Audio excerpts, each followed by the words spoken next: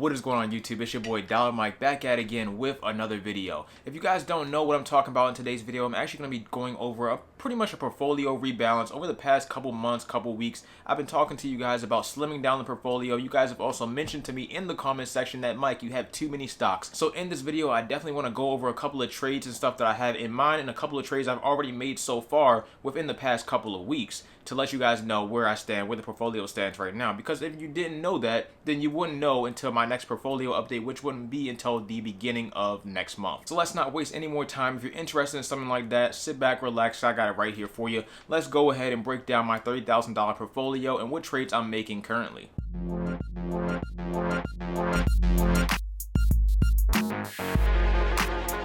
If you already don't know what I do here on the channel, I make videos talking all about personal finance topics. That means investing, budgeting, credit cards, saving, anything relating to money. I got you covered right here on the channel. So if you're interested in stuff like that, make sure you hit that like button and that subscribe button as well. Either way, let's actually jump into my portfolio right now. Like I mentioned before, we're not going to go into my entire portfolio, but we are going to go over all the trades I've made within the past 2 weeks. And it's been quite a bit, and also a couple of trades that I might be making over the rest of this month basically. So let's get into that right now. So let's open my Robinhood portfolio on up and we'll get right into it. Click on Robinhood, Face ID, and we are in. Today we are currently sitting at $30,916.85. Obviously that's moving because the market is still open right now. It's just past noon, so good stuff there. Either way, the first stock that I want to mention today that I have in my notes here is ticker symbol LUV,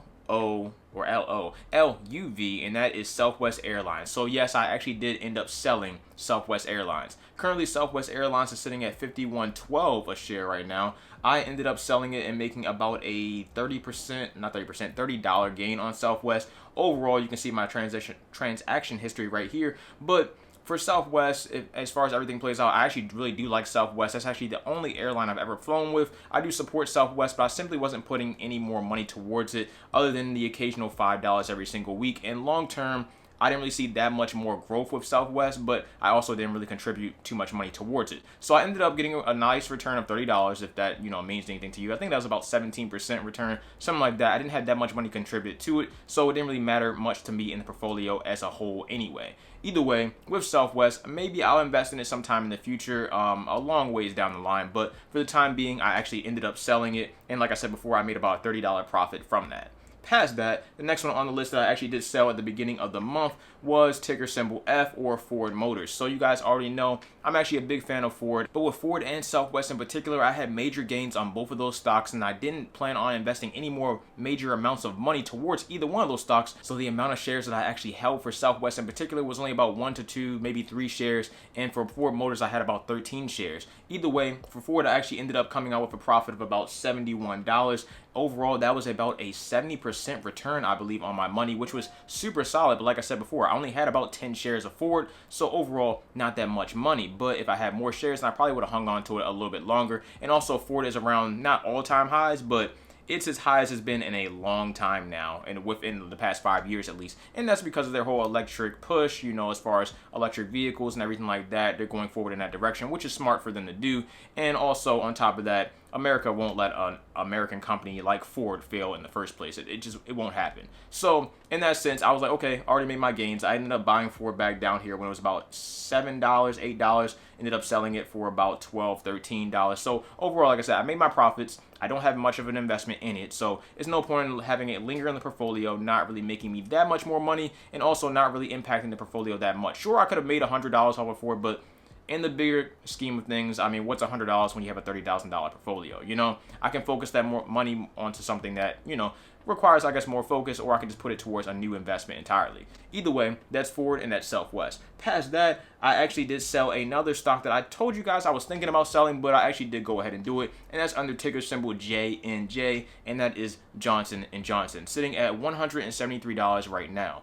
Johnson & Johnson, honestly, my problem with Johnson & Johnson is they're always in the news for negative things. It might be some lawsuits that's going on, past lawsuits, or even future lawsuits that we don't even know about, but they're always in the news for negative things. Overall, for me, my investment in Johnson & Johnson was strictly about the dividend. It was mainly a dividend stock. I believe they are a dividend aristocrat, so they've been paying that dividend solid for at least 25 years straight, and also increasing that dividend for 25 years straight, which is great. But there are also other dividend aristocrats on the Dividend Aristocrat and also Dividend King list that I can go and invest my money with that don't have to deal with these issues as far as the company. I like investing in companies that are morally right to invest in. Obviously, my whole portfolio probably doesn't reflect that, but personally for me, I didn't want to be invested in Johnson & Johnson anymore. And on top of that, I wasn't really putting too much money towards Johnson & Johnson anyway. I only had about 1 to 2 shares of Johnson & Johnson, and I didn't really see myself investing in it long term. And long term, I want something that has growth and a dividend. In Johnson & Johnson, long term, it has decent growth, but nothing to run around and brag about. It's not like it's going to go down, but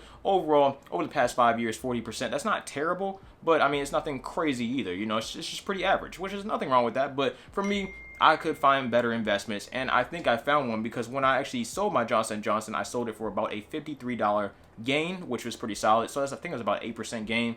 And I ended up buying ticker symbol CLX, or Clorox. Now, if you guys don't know, Clorox actually had a nice rise up. As you can see, over the past year, it's actually down 28%, but that's only because it had a nice run up right when the pandemic actually hit. So right before the pandemic hit, Clorox was sitting at about 145, 150 a share. And then once the pandemic hit and the market kind of took a downturn in March of 2020, you can see it was sitting at 167, and it went all the way up to about 230, 240, and then it's back down to about those normal highs as it was before. Now, my thinking on Clorox as well, Clorox is still going to be around forever. I don't see any reason for it to go. Also, the pandemic is reaching a point where we don't even know what's going to happen within the next 3 to 6 months as far as this new variant. So, in my personal opinion, I think Clorox is a safe play. On top of that, it's also a dividend aristocrat. And on top of that, I also got it at a pretty good price. I actually got it for $142 as my average cost. Right now, I have about 3.4 shares.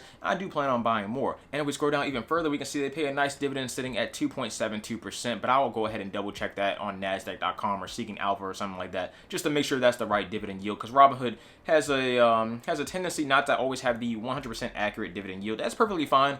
I wish it was always accurate, but sometimes it's not like that. Either way, it's about 2% on the dividend, which is no issue for me. Johnson & Johnson was around the same thing as well. So no issue for me. Like I said before, I think this is a safer play and also a super long-term investment. Most of my stocks I have in my portfolio are long-term investments anyway, so I'm not worried about this at all, and I think I got it for a great price. So there you go. Johnson & Johnson has been replaced with Clorox. Past Clorox, I also picked up 24 shares of ticker symbol KMI, or Kinder Morgan. It's sitting right now at $17.21, and overall, this is a natural gas stock for me. It's simply put the largest natural gas pipeline in the United States, and it also connects to Canada as well. I've mentioned it multiple times on the channel before. I simply bought more shares of it, 24 to be exact. We have a dividend coming to us on September. We have a dividend coming to us on August 16th for $7.02, and I have about 50 shares now. So if you guys don't know as well, I also plan on trying to get all my stocks in my portfolio to at least 50 shares, and this was just another step in that process. Overall, my average cost right now is sitting at $17.35, so not that much higher than what the average price is right now, but overall, I do believe in natural gas in the long term, so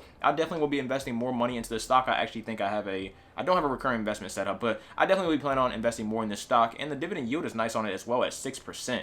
So can't complain there. As long as they're going to keep paying that dividend yield out, and also hopefully we can grab some solid growth from it, that'd be nice as well. So nothing crazy there. Just letting you guys know I bought 24 more shares of it to get me up to 50 shares of Kinder Morgan, and I'll definitely be buying more. If you don't already know, my Robinhood portfolio is actually a dividend and growth portfolio, so I focus a lot on dividends and I also focus a lot on growth stocks. Either way, the next one on the list is ticker symbol BGS. That is a nice dividend stock, and that's for B&G Foods. It's sitting at $30.70 right now, and I also have about 50 shares. I ended up picking up about 12 more shares, equaling up to that 50 point, which I just mentioned before. That's what I'm trying to get to, especially all my high paying dividend stocks in my portfolio. But past that, all my stocks in my portfolio, I want at least 50 shares. Past that, we got it up about 4%, and that's over the past couple of days actually. And I think I got the average cost down to about $29.40, which is pretty solid right now. It was actually up around, I feel like 3-4 months ago, it was actually a lot higher. Let me double check. Well, I think this was around that AMC GameStop rush. It was around $40 a share.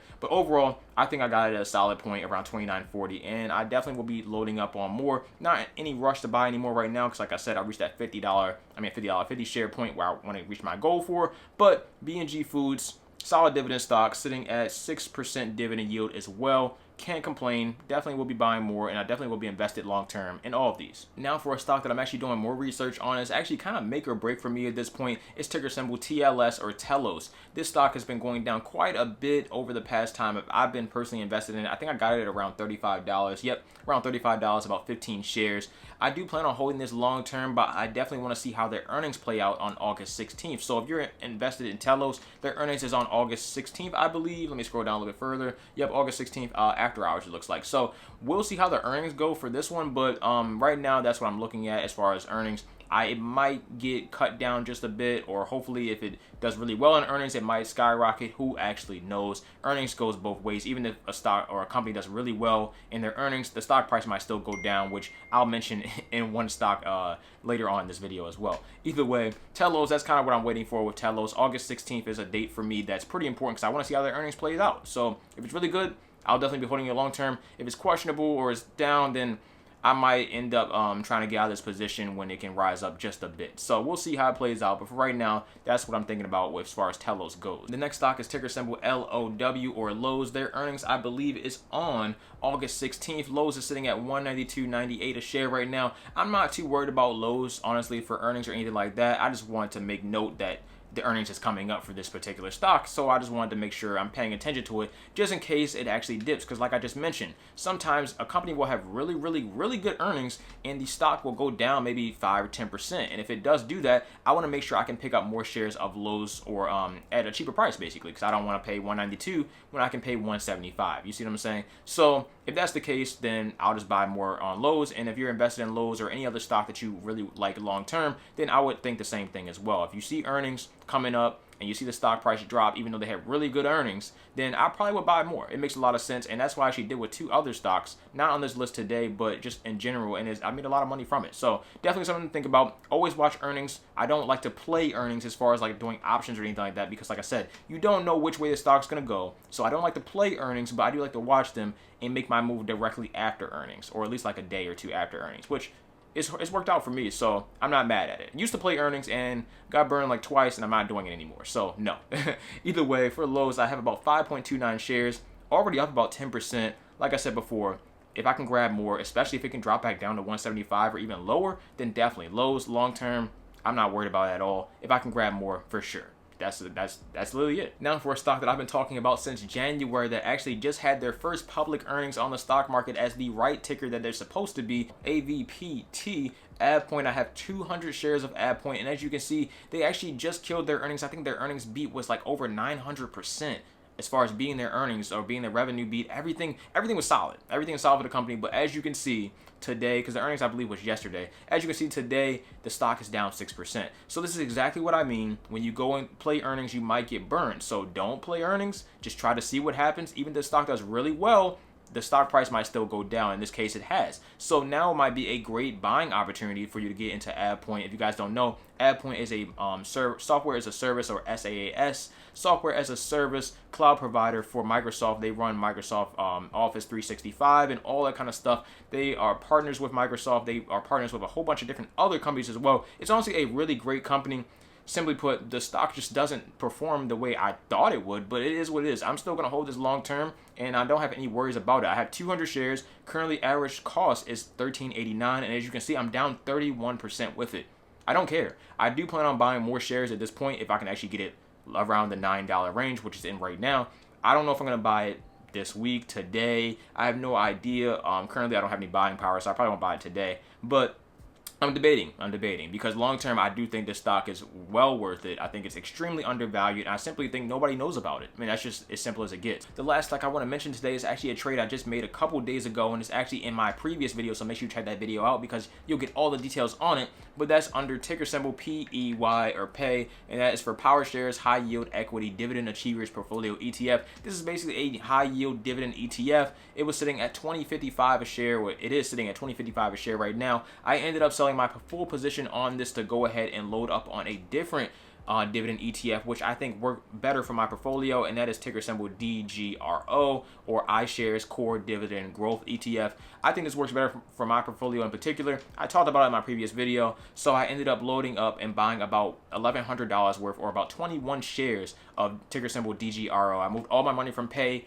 on over to DGRO. We're currently up roughly 1% or about $10, and I also have a recurring investment set up on it, and it pays about 2.26 dividend yield right now. So not too worried about it at all. This is definitely the long-term one that I'm talking about. I should have did more research last time I was looking for a dividend ETF. I didn't, and that's why I didn't get burned on pay, but I didn't get what I wanted on pay. I didn't get the return I was looking for on pay or anything like that. So we're on DGRO now. I did a lot of research. I found the one I like, and I'm going to stick with it. Either way, there you go. And if you want more details on this particular dividend ETF or other dividend ETFs, then make sure you check out that previous video where I go over about 4 or 5 different ones. Overall, there you go. That is all the trades that I've made over the past couple of weeks. And overall, like I said before, I'm not going to show you guys the entire portfolio because I'm going to save that for the full portfolio video. But right now, we're sitting at $30,941.15. If we actually scroll all the way down to the bottom, I still have a lot of different stocks. We can see Doge is actually up quite a bit, up to about 27 cents, which is nice as well. So, there, just want to point that out. I have a lot of Doge, so yeah, that's kind of that. Past that, that's pretty much it. I don't plan on selling my Doge either, not until it gets to around 60, 70 cent range maybe. Then I might consider selling it to go and buy something else, which I'll talk about in the future. So there you go. That's pretty much it. If you haven't seen that dividend ETF video, make sure you go check that video out. If you have any questions about my trades or have any suggestions about which stocks I might need to get rid of next, or do you even like my trades, let me know down in the comment section below. Also, if you want to know exactly when I actually make those trades, because I talk about this all the time, when I actually make those trades, right when I make them, I'll have a free Discord link down below as well. You literally, if you sign up, it's free. We talk about everything personal finance in there. I'll tell you when I make the trades. It's that simple. So you don't have to wait for a video like this. And honestly, I don't make videos like this often, but if you guys like it, I'll continue to do it. So yeah, there you guys go. That's pretty much it for this video. If you guys enjoy, make sure you hit that like button. Make sure you hit that subscribe button if you want to see more content like this and be locked in every single time I drop a video. Hit that Discord. Hit the links down below to get yourself some free stocks. Hit the links down below to get yourself some free cryptocurrency. And also those links down below will get yourself some free money back and gas. I've been using GetUpside for a long time, and I've been making a lot of money from it. I think over $150 in cash back so far, and it's only been about a year. Can't really complain with that. Not too bad, not too shabby. And that's pretty much it. So you guys, like I said before, thank you for watching. As always, take care of yourselves, stay hydrated, stay safe, stay cool, because it's like 100 degrees outside today. I don't know where you guys live at, but in Maryland, like 100 degrees. I'm out. Dollar Mike. Peace.